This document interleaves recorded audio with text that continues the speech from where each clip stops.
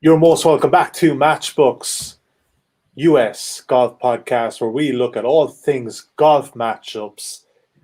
And yeah, we're on to the Palmetto Championship this week. I know there's a few people that are very, very excited about this one. This is such an easy sell as well. It's the week before Torrey Pines in the US Open, and I'm delighted to be joined by two gentlemen who, after a week hiatus last week, we had a bit of a break. That was my fault. I was on Euros duty.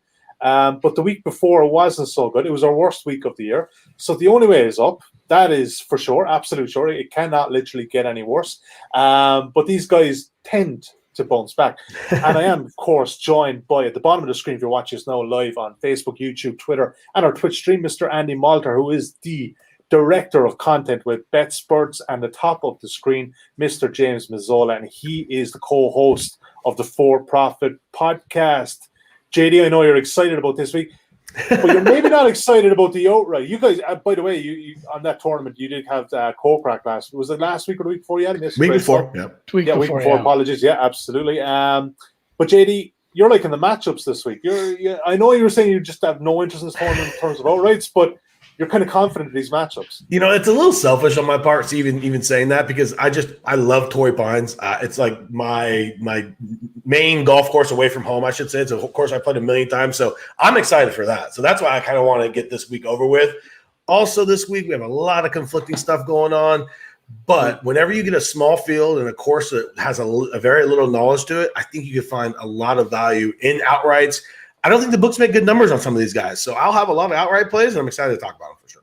Yeah, 109 matchups at which is wild. This That's week. just wild. It's about par for the course. Half of them are Poulter. Yeah. Yes, there's probably about 4 or 5 of them are in Poulter. That says it all too. If you haven't got a Matchbook account and you do want to sign up for these matchups, generally on this side of the Atlantic, you will not get them anywhere else. You may over on that side of the Atlantic, but on this side, you will not get them. Use the bonus code INSIGHTS for 0% commission on all sports for the first 30 days of your account. That covers your matchups, outrights, the Euros, Royal Ascot is next week. You name it, any sport, even baseball. We're getting back into baseball again. Just use the bonus code INSIGHTS. Yeah, US sports, we are absolute number one. JD, Congaree, yeah, absolutely. Yeah, just say it that way. Sure. Congaree Golf Course. Like, obviously, this is the first time in the PGA Tour. There is a lot of intel coming out this week. It's a private course in South Carolina. What have you heard? The longest par 71 on the PGA Tour this year. But I must admit, I do miss the Canadian Open. It's 2 years over the Canadian Open. First and only time, by the way. I hope. Geez, yep. I hope we're able to get back to visit our friends in Canada sometime soon. So, if they let you in, they might let you in. No, they won't. Yeah, you can leave. You just can't come back. So yeah, they this is obviously going to be a one-off tournament, and we'll never see it again. Tom Fazio design. It's heralded. It's a top 50 course in the United States by Golf Digest. Super, super duper private. So, a lot of us, idiot guys out here probably haven't seen it, but we do have information. And this is the fun part. I think it's a lot more, it's a lot more fun just to kind of listen to it, but I'm not sure how much it really applies to try and figure out how it's going to play, what it's going to do. We really have no clue. They're calling it, it's designed after some of the sand courses in Australia. There's no rough. It's all sand, similar to what we saw in Carolina at Kiowa, where it's just basically, waste areas and you can ground your club.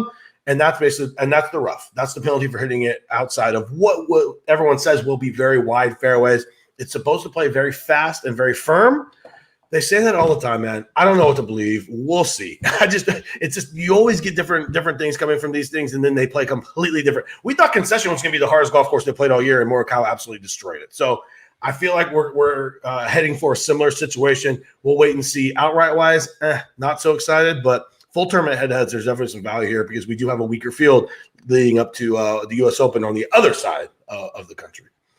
I'll tell you what, by everything I've seen, this isn't Torrey Pines. So anybody anybody looking to get a bit of like Torrey Pines going to practice it, very different tournament. Anyway, let's move on. So the guys have 4 picks each. We're going to cover them. If you have any questions, you're watching us now live, please do get involved. We'll get those questions at the tail end of those matchups. And Andy, to you first. Garrick Higgo, who, he's kind of becoming a bit relevant. He's got his own Twitter page where, Garrick Higgo score updates, something like that. It's really cool. What a great name. From Johannes, yeah, it's just a great name, yeah. And we've got a lot of good names on this one because you guys, of these 109 matchups, you guys trawled. You guys really trawled for this one. Missed cuts at the Memorial, the Colonial for Keith Mitchell, of course. And anything playing into that, but Higgo's been pretty good this year. He's a very relevant player now.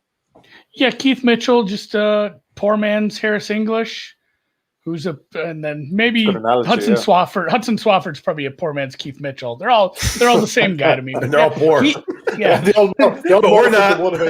poor. I think they all went to Georgia. I think they're all from like the same school too. But Keith Mitchell, he's a bomber on a course where I'm not sure it's an advantage. When I first looked at it, I thought, oh man, it's a longer par 71.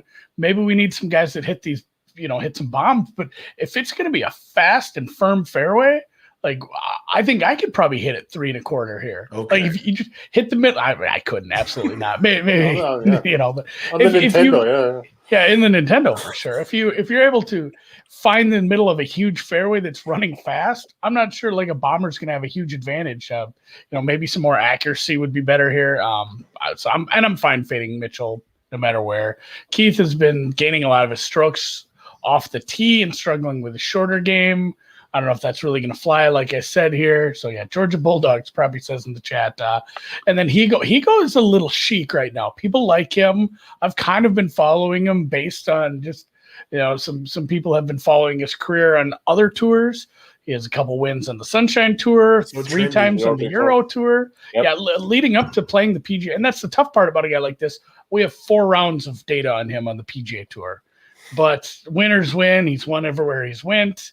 He's a short dog here. And, like I said, leading up to the PGA, 4 top 10 finishes on the Euro. 2 of them were wins. Another one was a T4. He's playing really, really well right now. And, I'm not sitting here like, oh, let's grab an outright on him because I think he can win. Although in a field like this, a lot of people could win this. So maybe it's not the craziest thing to grab some top 20 with him here. But at this price, being a mild underdog to Keith Mitchell, I like this one quite a bit. Some good golfers coming out of South Africa in the last couple of years. They're producing. JD, back to you. Johnny Vegas to beat Kevin Kisner. He's 1.99 here. Kisner has 5 missed cuts in his last 6 events. How is he favored against anybody at the moment? Anybody? And look, a guy that I backed at the Schwab. The one thing about Kisner is it's difficult to take his form and really do much work because he'll just pop at any time. Veteran on the tour, only like certain golf courses. Obviously, golf courses you get to take advantage of, right? But, man, you just can't miss 5 or 6 cuts on the PGA Tour if you're Kevin Kisner at this point. Here's the issue is that he's normally a decent iron player.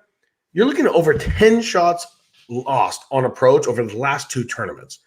That's just not going to get done anywhere. It doesn't matter. You can put him on a Muni. You're not going to get it done, right? So when we look at Johnny Vegas, look, 2-time Canadian Open winner. So, we got something going here with the Canadian Open, the fill-in. But – no, if Vegas is going to drive it well and he's going to hit his irons well, he's not going to light this place up by any means. And him getting a win or a top 20 here is probably a little far fetched. But we're just really fading Kisner's ball striking, and I like Johnny Vegas to be able to get the ball into wide fairways, have easy irons into these greens, and just kind of dink and dunk his way around. Whereas Kisner's just not hitting it close enough to scare anyone. So. Wrong guy favored. Kisner is just the way his ball striking is. He should never be a favorite over Vegas at this point. Yeah, I'll bet you're going to beat CLV on this one. That Kisner will go off his dog here. I want to bet that. That's market. Crazy. That'd be the one I would want to bet. Andy, Hank Leboida to beat Vaughn Taylor 1.9 or minus 111, minus 111. What's the case here? Yeah, another one a little further down the board. I think that's going to be a theme this week. In fact, I looked at that Vegas.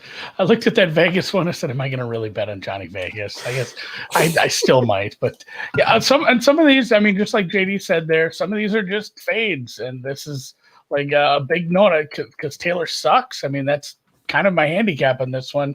I don't bet on Leboida. We haven't decided how to say his name. Right? Me and James were arguing about this earlier, but. Yeah. I just keep saying it fast. Leboida. It's Leboida. That's 100%. Leboida. I didn't know if Leboida, but yeah. Taylor, he gains a ton of strokes putting and then makes a cut. Otherwise, the rest of his game leaves him home for the weekend. You go look at like, how did he make this cut? And you go look at just a whole bunch of putting luck, putting skill, however you want to say it. It's not sustainable. It hasn't been sustainable. He's missed plenty of, like, if he doesn't putt well, he just misses the cut. He's not there for the weekend. And then Hank is actually kind of playing well lately. He's not a guy that stays on my radar a lot, but he's made the cut 3 times out of the last three outings. He's made the cut, 2 top 20s in there to boot, and he's actually top 10 in approach and greens and regulations over the past 50 rounds. Just kind of one of those ascension things where I look at a longer term, a middle term, and a short term, and his numbers are kind of starting to peak up, and he's playing well enough where, again, a slight dog in this matchup. I'd take him over Von Taylor 7 times a week, twice on Sundays. Hopefully he just catches on Friday, though. Yeah, absolutely. I think suggest there's probably 1 or 2 of these matchups we'll catch on Friday. JD, one of your old favorites, Pat Perez, didn't really help us 2 weeks ago. Beat another South African, Rory Sabbatini, 1.79, minus 127. What's the case there? I'll just go to Pat Perez every time. We're looking at 7 out of 8 cuts made, and he's just that cash checking machine. That's what he does. He's never losing his card because he makes way too many cuts. So I love that kind of guy out of a full tournament head to head when we have a really good probability of making a cut, especially in this field. I mean, let's be real, this field is awful. So that is what I'm looking for with that Perez. Rory, he when I look at his statistics, and so red is strokes gained or strokes lost, green is strokes gained, in any of the categories you want to look at. It is just a sea of red. It looks like Battle of Blackwater at Game of Thrones kind of red, right? It's insane. So, and he has made some cuts doing some things that are like, they're really not sustainable. His game is just not there. He's very inconsistent. There's a lot of missed cuts with some like DFLs of guys who have made cuts. I'm just giving that Pat Perez consistency. Did we lose on him a couple weeks ago? Yes. He made the cut. Yeah. He just T40'd like he always does. Like that's just his game. So I feel like this. I expect a little bit better from him. More importantly, Sab just doesn't really do anything well consistently at this point. I think this should be a bigger number. All right. Okay. Like the case, 1.79 there for Perez to beat Sabbatini. Andy, back to you. Camilo Villegas to beat Byung-Hun An. I definitely got something wrong there. 1.91 or minus 110. If you look at recent form, though, you could probably make the case that maybe An's favourite, but you're not obviously going on the recent form. Two missed cuts. So he's made 2 cuts out of his last 5. Villegas. Well, what? I'm obviously looking at this the wrong way. Fill me in. What's the story? Yeah, another one where with the over-round, actually a small dog here. It's about an even matchup, I guess, on paper. But yeah, Benny, and we just call him Benny An. Benny on. It's a lot easier. Benny. I don't know who first came up. Everybody says that, so that's what I've never tried to pronounce his first and middle name. So I just go with Benny. But I don't like him to be favored almost anywhere. He's missed cut 6 out of the last 10. His best finish in there, very Pat Perez like 43rd. Like he's even the ones he's making cuts, they're not very good weekends. Neither of these men saw the weekend at the Memorial, but I'm going to go with Camille. I'm going to go with soft L's in all of his names. Camille. Yeah, roll the R. He was 1 shot off the cut line, I believe. 1 or 2. What did the cut end up being? 3? Yeah, he was 1 shot off the cut line. Benny Ann was like 10 over through 2 rounds. Like you can look, they both missed the cut. Well, Benny played really, really horrible.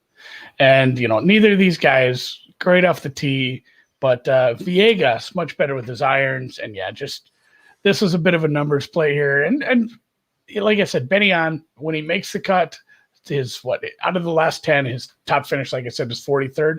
Villegas actually has some top 20s here. So in the past 2 months, he's had 3 top 20s. He can play well. He's a bit of an ascension guy for me too. But I wasn't super excited about him last week. I just kind of had to put it into a little bit of context where I guess, if these 2 men were matched up last week, he would have beat him by 6 strokes.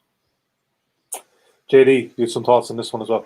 Yeah, Andy, you know this. I mean, we used to bet on Benyon all the time. Like there was for a good year prior to COVID, he was a ball striking machine. This guy was just pumping irons in the middle of greens and gaining on approach every single week. Could never putt. I mean, never, ever. Like, he was one of the worst players on tour.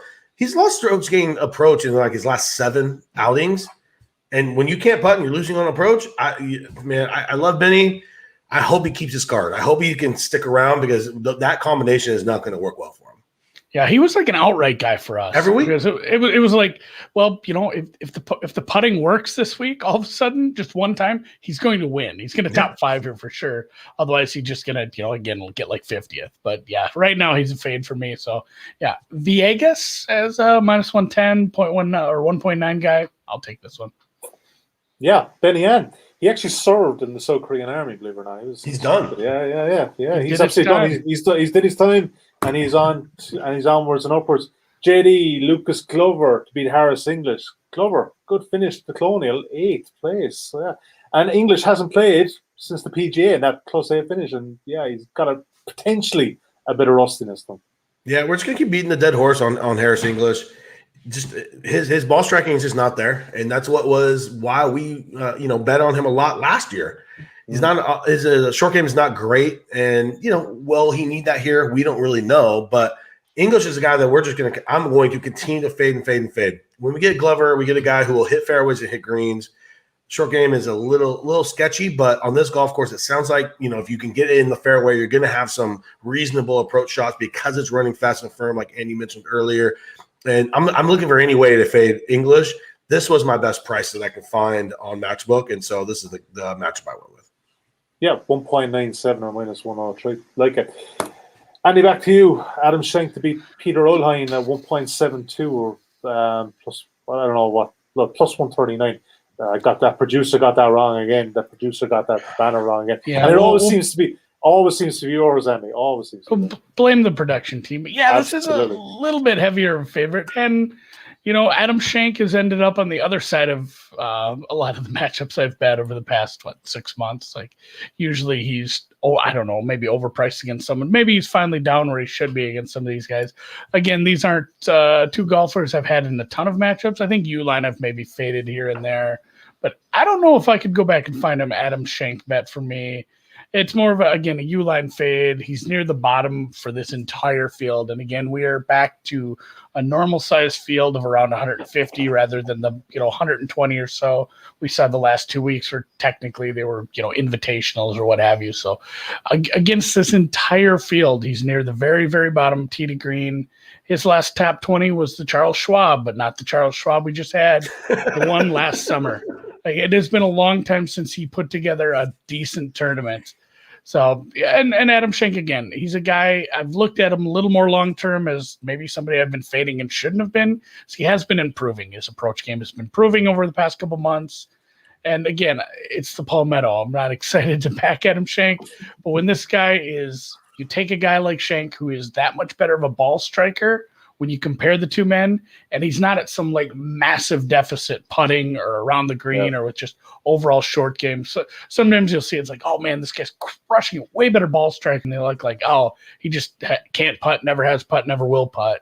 And the other guy is making everything. So when I see it and that you have the big deficit there and you're not facing a huge deficit in the short game, I'll take this, even at a bit of a longer price here. So this is about as far as I'd go with this one. I don't make this minus 200 or anything crazy, but a little deeper of a price. The rest of them were pretty close. So I'm scared to take one easy one.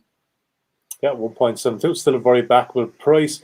JD, one guy that probably nobody really knows about, but his bank manager is very happy with him, is Vincent Whaley, because this guy is a make-the-cut machine. 7 weekends in a row. Let's look just back at the last couple of weeks, right? So he didn't play last week. Played at the Cologne the week before. He's 20th. Byron Nelson, 26th. Wells Fargo, 26th. 29th at the Valspar. 34th at the Valero Texas Open. And 28th in that other Dominican Corrales, Punta Cana, whatever the hell it is. And he's a 1.75 shot to beat some guy called David Lipsky. So I mean, this has got to be your best bet. This guy just is a machine. Look, he's so good. So it's funny. I just want to go a little process here before I get into this matchup. I know Andy starts at the top of the board and works his way down, and when he gets his guys, he cuts it. I start at the bottom and work my way up because he would have bet this one too, and this would have been his best bet. But we found something here. Listen. Vincent Whaley hasn't missed a cut since the beginning of February. Think about that. I mean, it's a long time ago in golf terms, right? And this dude plays every single week because he's a newcomer on tour. Lipsky doesn't have a tour card.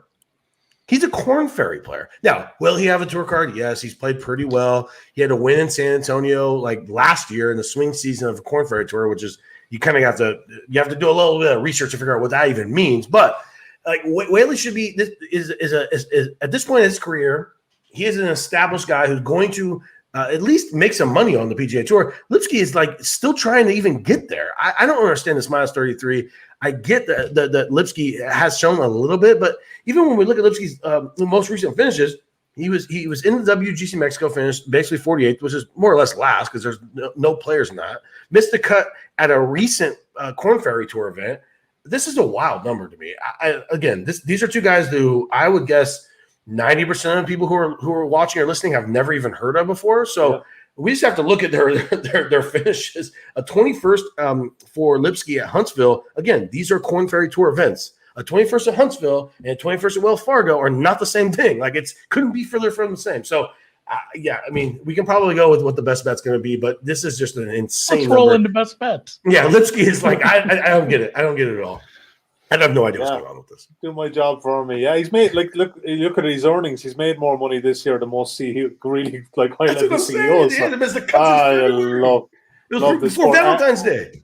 There you go, Andy. You have some thoughts on this one? Yeah, and I mean this one made the early. You're right. This one made the early highlights, but once I got through the other ones and I think these are fine, and because it was like I'll have to sit and do research on David Lipsky quick. And it's like, nope, I got 4. I'll probably still bet this if I think it's fair. But yeah, this one did make the highlights just based off Whaley versus a guy that I assumed was coming from Corn Ferry or Canadian or Sunshine or God knows where. But a Corn Ferry guy. Can't believe you didn't take time out of your schedule to do some deep dive on it. I will say this.